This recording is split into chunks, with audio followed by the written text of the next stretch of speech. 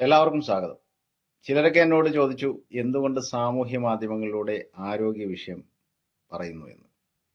എന്തുകൊണ്ടെന്നാൽ എനിക്ക് വന്നത് മറ്റുള്ളവർക്ക് വരാതിരിക്കാൻ വേണ്ടി.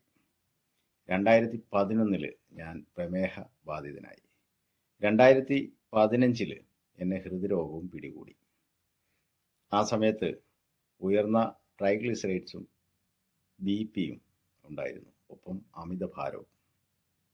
അവിടെ നിന്ന് ഞാൻ പഠിച്ച പാഠങ്ങൾ നിങ്ങളുമായി പങ്കുവെക്കാൻ വേണ്ടിയാണ് ഇത് ഞാൻ പരസ്യമായി പറയുന്നത്. രോഗം വന്ന കാര്യം ആരും പറയാറില്ല, ചർച്ച ചെയ്യാറില്ല.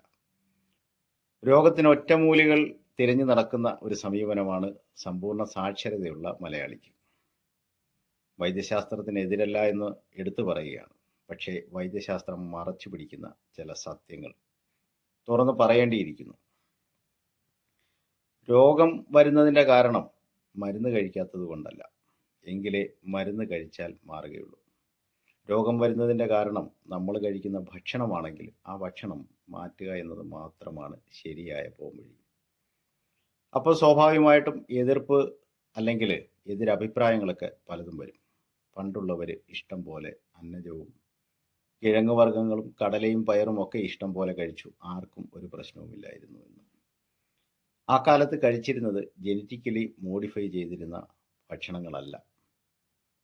ഇന്ന് വ്യാവസായികമായി ഉൽപാദനം വർദ്ധിപ്പിക്കുവാൻ വേണ്ടി ജനറ്റിക്കലി മോഡിഫൈ ചെയ്ത വിത്തുകളാണ് പലതിനും ഉപയോഗിക്കുന്നത്. അത് ഏത് ഭക്ഷണവും ആയിക്കോട്ടെ. അത്തരം ഭക്ഷണങ്ങളിൽ നിന്ന് മാറി നിൽക്കുക എന്നതാണ് ശരിയായ പോംവഴി. അതേതാണ് എന്ന് ചോദിച്ചാൽ കീറ്റോ അല്ലെങ്കിൽ കാർണിവേർ ഡയറ്റ്. കുറച്ച് തീവ്ര സ്വഭാവമുള്ള ഡയറ്റാണ്. എന്നെ അറിയുന്ന പലരും പറയും, ഇത്തരം വിഷയങ്ങളിൽ തീവ്രമായ നിലപാടാണ് നിങ്ങൾക്കെന്ന്. ആരാണ് താല്പര്യപ്പെടുന്നത് ആരോഗ്യം നഷ്ടപ്പെടാൻ, മരുന്നുകൾ കഴിക്കാൻ, ഹോസ്പിറ്റലിൽ ജീവിക്കാൻ ആരാണ് ഇഷ്ടപ്പെടുന്നത്? ഒരു മലയാളി സാമ്പത്തികമായി തകർന്നു പോകുന്നതിൻ്റെ ഒന്നാമത്തെ കാരണം ഇന്ന് 25 വയസ്സ് മുതൽ അവൻ ഹോസ്പിറ്റലിൽ ചിലവഴിക്കുന്ന തുകയാണ്.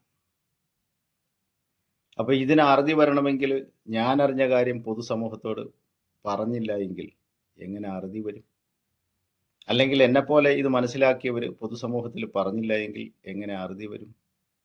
അതുണ്ടാവാൻ വേണ്ടിയാണ് ഈ വിഷയങ്ങൾ തുറന്നു പറയുന്നത്. അത് പ്രചരിപ്പിക്കുന്നതിൻ്റെ ഭാഗമായി നിങ്ങളുടെ പിന്തുണ എനിക്ക് ആവശ്യമാണ്.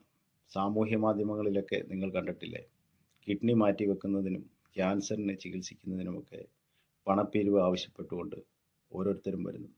ഒരുപക്ഷെ ഞാനും നിങ്ങളും നാളെ വരാം. പരമാവധി അത് വരാതിരിക്കാൻ വേണ്ടിയാണ് ഇത്തരം വിഷയങ്ങൾ ഞാൻ പറയുന്നത്.